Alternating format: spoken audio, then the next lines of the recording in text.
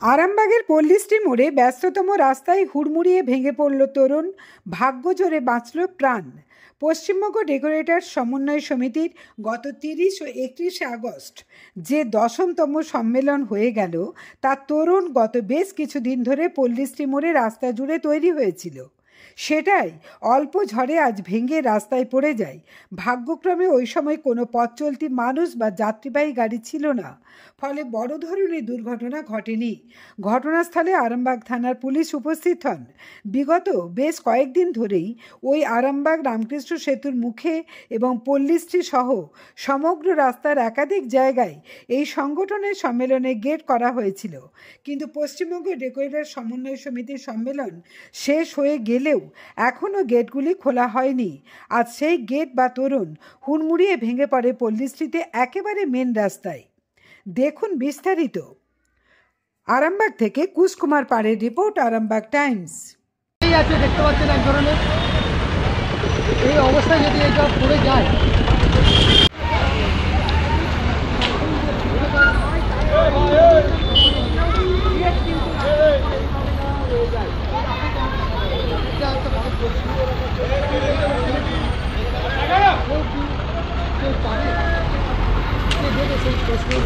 জবাব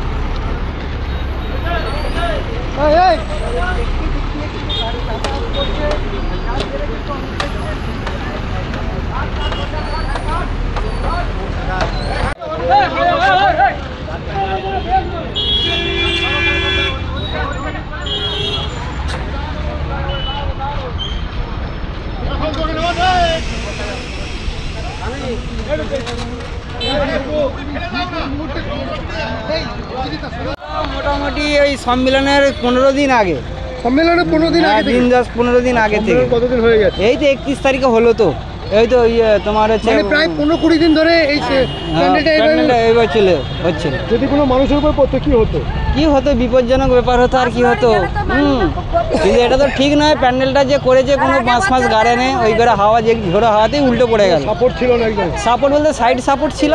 এত বড় প্যান্ডেলটাকে যেভাবে রাখার কথা সেই হিসাবে তো না, সেই হিসেবে উপযুক্ত হয়নি।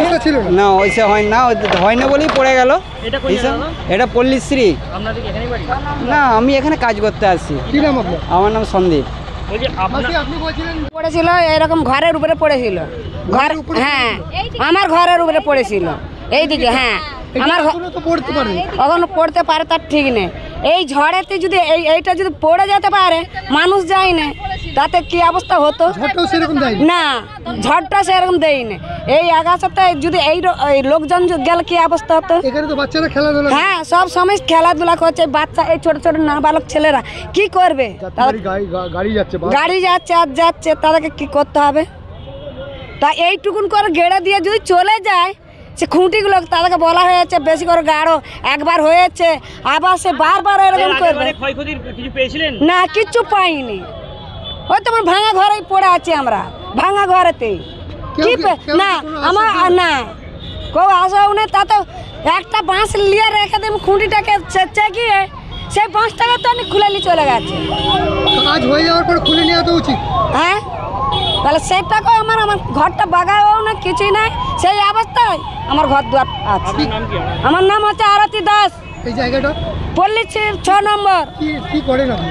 আমি বলছি যে অবস্থা ভেঙে পড়েছে, যদি রাস্তায় পড়তো তাহলে যে কোনো বড় বিপদ ঘটতে পারতো, বড় দুর্ঘটনা ঘটতে পারতো। হ্যাঁ, দুর্ঘটনা ঘটতে পারতো। এই যে পেছনে তো মানে অনেকদিন আগেই হয়ে গেছে এবং অনেকদিন ধরেই টানানো রয়েছে, এটা খুলে নেওয়া প্রয়োজন ছিল আগে। প্রয়োজন ছিল। এটা কোন জায়গা? এটা আরামবাগ। আপনার নাম কি? হ্যাঁ, মঙ্গল। আপনার উজ্জ্বল ভবিষ্যতের একমাত্র দিশারি জ্যোতিষ জগতে অদ্বিতীয় ডক্টর অঞ্জন শাস্ত্রী। দেখুন জ্যোতিষ অঙ্গনে অঞ্জন প্রতি রবিবার ঠিক রাত 12টায় শুধুমাত্র TV9 বাংলায়।